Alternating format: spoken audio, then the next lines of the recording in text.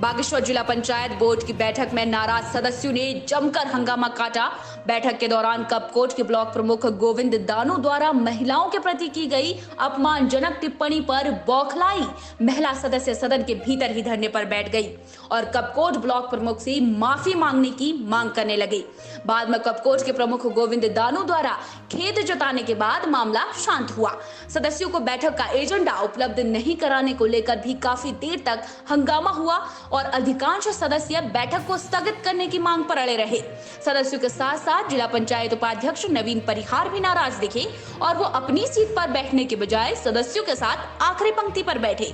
बैठक के बीच में सदस्यों को जो लंच सामग्री वितरित की गई है उसमें भी एक्सपायरी डेट की नमकीन दिए जाने पर सदस्यों का पारा चढ़ गया। सदस्यों ने लंच पैकेट जिला पंचायत को ही वापस कर दिए।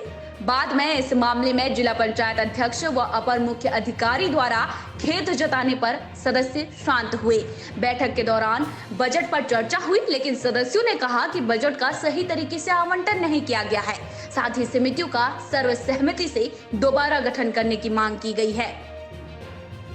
मतलब आप अपनी मनमानियां लिखते रहेंगे और माननीय अध्यक्ष जी को मैं आज भी कह रहा हूं, आपने अभी भी माननीय अध्यक्ष जी को डार्क में रख रहे हैं आप लोग।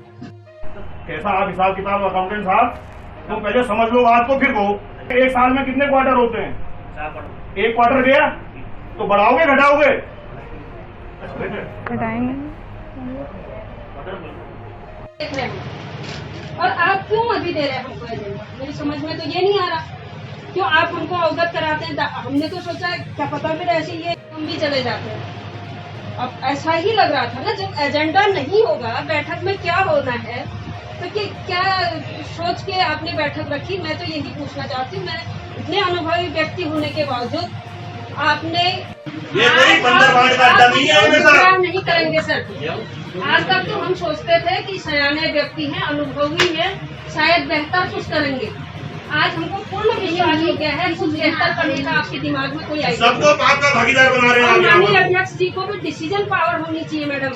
ये अपने आज एक महिला यहाँ पर अपमानित हो रही है। मैं तो कहूँगी कि इस तरीके के काम हो रहे तो अपमान ही तो हो रहा है एक महिला। हमको दुख हो रहा है। हम तो खुश थे कि हमारी महिला जनप्रतिनिधि हमारी यहाँ पर है। मैडम ज्यादा भी नहीं सोच पाती है, बाकी भी नहीं सोचती हैं। चलो हम सदस्यों को छोड़ दीजिए, आप अपने पद की गरिमा को ही ले लीजिए। थोड़ा सा इसके बारे में सोच लीजिए। अगर सदन का मामला नहीं है तो आपने एमए साहब क्या जिला पंचायत में नियुक्तियों में आरक्षण संबंधित सभी मामले निरस्त हो गए? महिला होने का परिचय दे रही हूँ। क्यों क्या ये इतना गुनाह कर दिया मैंने? अपने क्षेत्र की बातों को रखती हूँ, अपने क्षेत्र की समस्याओं को रखती हूँ। क्या ये मेरा गुनाह है? ये मेरे साथ की महिलाओं का अपमान है। क्या चाहते हैं हम? उदारता का ऐसा वो मत दे। हमारी उदारता है। एक तरफ है क्या होगा परिचय क्या है? महिलाएं क्या करना चाहते हैं? महिला सशक्तिकरण बनाता है हर उसमें। महिला की बात नहीं है। मैं इस तरीके की नहीं, मेरे साथ में इस बजट को पढ़ लेते हैं, आप भी उसमें हो सकता है कुछ नए सुझाव और आए। ऐसे कॉपी प्रिंट पेस्ट मत करवा दीजिए। आपने देखो इसमें सबसे बड़ी गलती आपने क्या करी, जो इसमें आपने बगैर देखे साइन कर दी। ये दुर्भाग्य हमारा है। मैं आपको फिर भी पहले दिन सदन में मैंने आपसे निवेदन किया था, ऐसे लोगों की राय लो जो आपको भी सुखी रखे और अपने भी सुखी रहे। आज देखिए आपने आपसे साइन करवा दिए माननीय अध्यक्ष जी, आपसे साइन करा दिए इनने। फिर वही बात, फिर पुराने में आ गए है। मैं आपके हित की बात कर रहा हूँ, आप मेरे अहित की बात कर रहे हैं। आपने तो कोई कोर कसर नहीं छोड़ी है। मुझे पता है आप क्या करके आई अध्यक्ष बन के और क्या करने वाले हैं, लेकिन जो आपने किया। जनपद बागेश्वर सर्वोच्च सदन जिला पंचायत है, जिसमें हम ये प्रमुख के नाते इन्होंने विशिष्ट सदस्य के तौर पर हमें आमंत्रित किया और पंचायती एक्ट में 2016 और 1961 में स्पष्ट तौर पर लिखा गया है कि क्षेत्र पंचायत प्रमुखों को जिला पंचायत की सामान्य बैठकों में चाहे विभागों के साथ हो अवश्य बुलाया जाता है। तो इसी बीच सदन में जब वार्ता चल रही थी तो एक सदन द्वारा व्यक्तिगत तौर पर प्रमुख से मेरे से क्वेश्चन पूछा गया जिसका मैं आंसर देता। इतने में क्या हुआ, माननीय सदस्य गोपाल धोला द्वारा टीका टिप्पणी की गई जिसमें हम लोग ने बहस की। तो उन्होंने इशू बनाया कि महिला के लिए आपने गलत कहा। तो अगर बहस के दौरान अगर ऐसा शब्द निकला तो महिला के प्रति मैंने खेद प्रकट किया। लेकिन अफसोस इस बात क्या है कि जिस सदन में जिले के विकास के लिए चर्चा होनी चाहिए, योजनाएं रखनी चाहिए थे, उसमें व्यक्तिगत स्वार्थों को व्यक्तिगत इशू बना के इसको राजनीतिक रंग देने का प्रयास किया गया और जो कि ये जनपद का बड़ा दुर्भाग्यपूर्ण है। सदन से हमें ऐसी उम्मीद नहीं है। जिस तरीके से प्रथम बैठक में यहाँ पर नियोजन की समितियाँ बनी और जिला समिति का मैं पदाध्यक्ष होने के उपरांत मेरी समितियाँ बनी और जो मेरे संज्ञान में न लेते हुए यहाँ पर अध्यक्ष महोदय द्वारा अपने मनमानी के तरीके से उन समितियों को बनाया गया और जिस तरीके से यहाँ पर धन का आवंटन जो आज हुआ है वो एक बंदर माट की तरह हुआ है, जिससे हम बिल्कुल भी उसके समर्थन में नहीं है, क्योंकि वो जनता का पैसा है और जो जनता को पूर्ण रूप से दिया जाना चाहिए। इन्होंने नियोजन की समिति बनाने उपरांत जो समिति के द्वारा जो पैसे का आवंटन किया और उसे उसके पश्चात खुली बैठक में इन्होंने किसी को कुछ न बताया और हमने अभी तक अपने यहाँ पर प्रस्ताव भी नहीं दिए गए हैं हमारे द्वारा, जो कि जो बजट का आवंटन है उसमें हमें संदेह है और जिसके लिए हम लड़ाई लड़ रहे हैं, जिसके लिए सभी सदस्य हम लोग विरोध में हैं। और आगे भी हम इसी तरीके से अगर इन समितियों को सही से ना किया गया और बजट का आवंटन सही नहीं किया गया तो हम हमेशा विरोध में रहेंगे। और जब तक मेरी शिक्षा समिति का जो समिति बननी है, जो अगर उसमें मेरे द्वारा उस समिति को नहीं बनाया गया और सदस्यों को नहीं रखा गया, मैं तब तक उसमें विरोध में रहूँगा। पहले तो इन्होंने बैठक बुलाई है और इसके बारे में ना हमको कुछ दिया गया है, कुछ पत्रांक दिए गए हैं कि आज ये बैठक है, उसके बारे में हम बताया भी नहीं गया है। जस्ट हम जब जिला पंचायत में आते हैं मीटिंग के लिए, बैठक के लिए, तब ये अपना एजेंडा हमको बता देते हैं। एजेंडा हमको पहले बताया नहीं गया है और हमको पता भी नहीं था कि यहाँ किस लिए मीटिंग बुलाई गई है। और सदन में जो ये समितियाँ अभी हमारी बनी नहीं है। अध्यक्ष महोदया झूठ पे झूठ बोल दी जा रही हैं, गलती पर गलती किए जा रही हैं और इनका कहना है कि समितियाँ बन चुकी हैं, जबकि सदन की पूरी सहमति से ये समितियाँ नहीं बनी हैं। हमने ये समितियों में अपने हस्ताक्षर नहीं किए हैं और जहाँ तक बजट का सवाल है, इन्होंने अपनी ही मनमर्जी से, अपनी ही मनमानी से बजट को अपनी ही तरीके से सबको बांटने का वो किया है। मतलब अभी इसमें भी हमारी सहमति नहीं है, कुछ सदस्यों की सहमति है और कुछों की नहीं है। जबकि इन्होंने बजट की सबसे बड़ी बात है कि जनता का जो हक है उसको लेने के लिए हम अभी ज़मीन पर बैठे हैं। और जो आपत्तिजनक शब्द प्रमुख जी ने अभी गोपा मैडम या सभी माननीय सदस्य महिलाओं के लिए बोला है, वो उसकी कड़ी निंदा करती हूँ मैं। और बहुत ही निंदनीय बात उन्होंने कही कि आप महिलाओं को प्रमाण दीजिए, आपने महिला होने का प्रमाण दे दिया। इसका क्या मतलब है, ये सारे सदस्य लोग जो नीचे बैठे हैं वो सब जानते हैं। और सबसे बड़ी बात, जो नियुक्तियाँ की हैं, इन्होंने 3 नियुक्तियाँ की हैं जिला पंचायत में, जो इसमें न आरक्षण का ध्यान रखा गया है, न किसी का ध्यान रखा गया है। और इन नियुक्तियों में क्या एक बार भी अध्यक्ष महोदया या जिला पंचायत के किसी भी अधिकारी को ये समझ नहीं आया कि एक बार हम जो अन्य सदस्य हैं, जिला सदन के जो अन्य मेंबर हैं, उनसे हम पूछ के ये नियुक्तियाँ करें। इसमें भी हमने पूछ के कुछ कार्य नहीं किया गया है। मैं तो इस सदन की, मुझे बहुत हर्ट हो रहा है कि ये सदन मतलब किस तरीके से इतिहास में आज पहली बार हमारे उपाध्यक्ष जी सबसे पीछे बैठे हैं, जबकि उनकी कुर्सी से आगे होनी चाहिए थी। और महिलाएं, जितनी सदस्य महिलाएं हैं नीचे बैठी हुई हैं अपने हक के लिए, अपने बजट के लिए। समितियों का सही तरह से, इसमें कोई पक्षपात न हो, सही तरह से ये समितियाँ बने। इसलिए अपरिपक्वता का ये सबसे बड़ा उदाहरण है कि मैं दुर्भाग्य है इस जिला पंचायत का आज पूरे उत्तराखंड में आज पहली बार देखने को मिला। निर्वाचित होकर माननीय उपाध्यक्ष जी को आज माननीय सदस्यों के बीच में बैठना पड़ा। यहाँ पर को सभी लोगों के द्वारा पहले भी पूर्व में भी आगाह किया गया था, खुद चिट्ठियों में लिख के दे रहे हैं कि ऐसा नहीं होगा। आज समितियों को लेकर उसमें घमासान मचा हुआ है।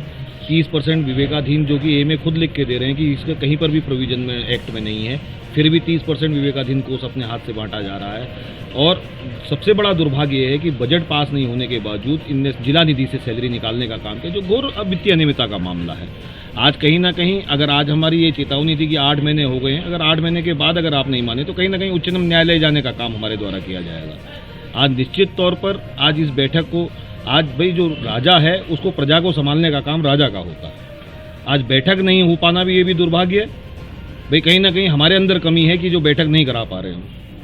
और माननीय सदस्यगण सभी कोई दूरस्थ क्षेत्रों से आते हैं, किसी के बच्चे छोटे हैं, किसी के क्षेत्र में काम है, किसी के वो अन्य काम है, आज आके अपने आप को ठगा सा महसूस कर रहा है सभी सदस्यगण। और दुर्भाग्य देखिए, समितियों में आज जवाब मिलता है कि निदेशालय में चिट्ठी लिखी है और मालूम चला कि 8 महीने तक आपको जवाब नहीं मिलता। उसके बाद आप नियोजन समिति की बैठक करते हैं, जो कि समितियां आपकी बनी नहीं, उसके बावजूद नियोजन समिति की बैठक करते हैं। नियोजन समिति की बैठक के बाद उसको सामान्य बैठक की सदन में लाने का काम आपके द्वारा नहीं किया गया और ये जवाब मिलता है कि ये तो होना ही था।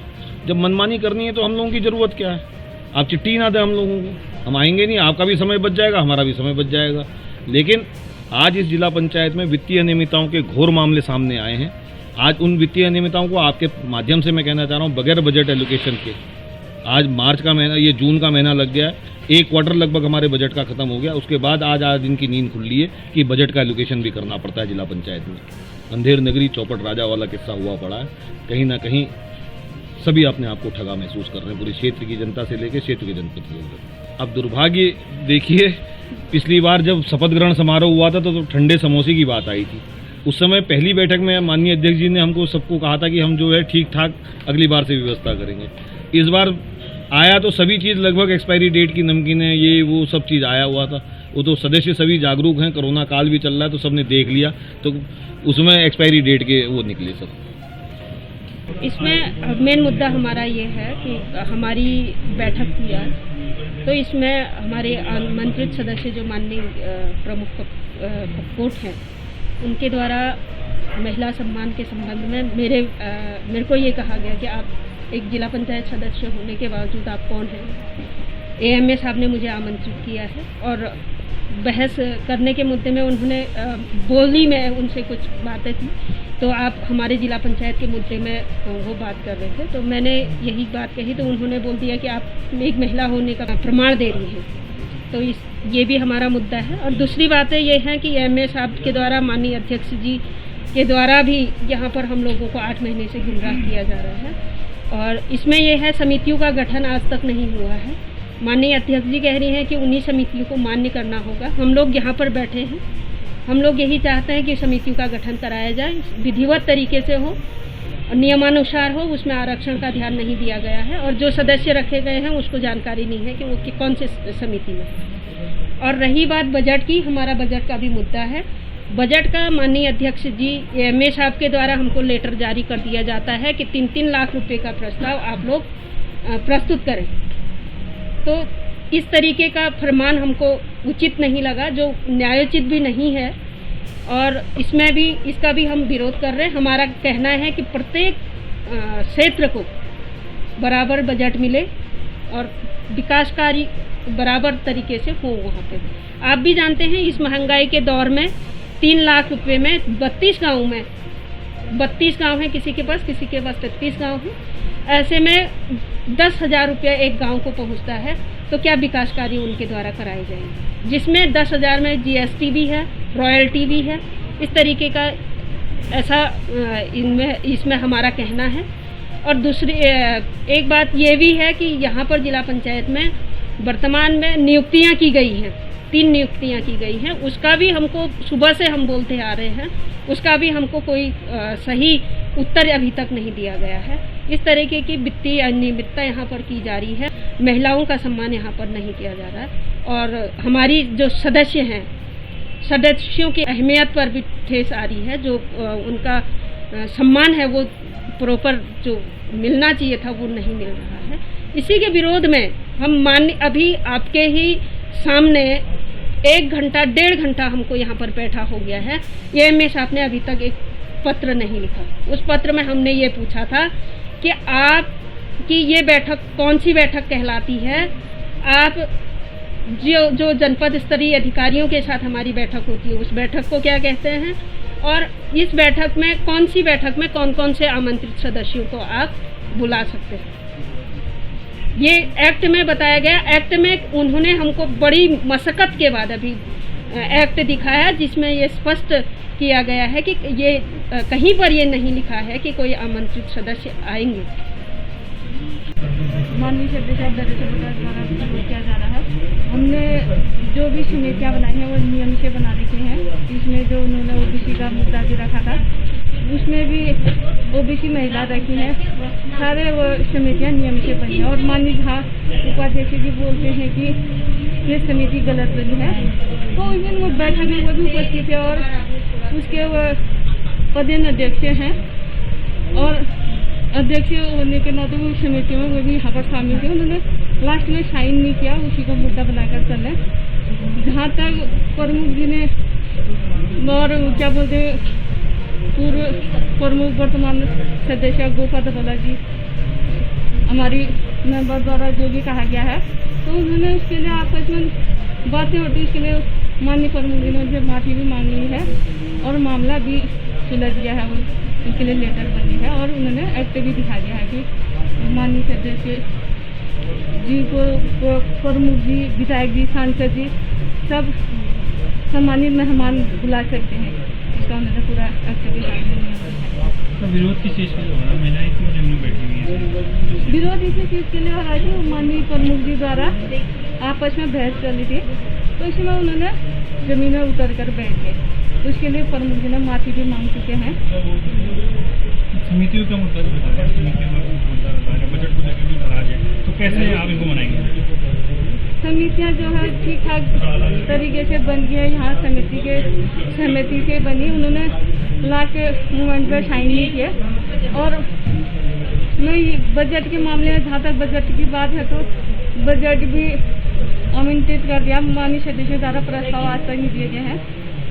माननीय क्या बोल ये एमएस द्वारा उनको 2-3 बार लेटर जारी कर चुके हैं, फिर भी उन्होंने पुराने बजट में कोई मुद्दा नहीं दिया है कि लेटर की प्रस्ताव प्रस्तुत नहीं किया है। बाकी अन्य लोगों ने जिसने प्रस्ताव प्रस्तुत करे तो उनके बजट सैंक्शन हो गए।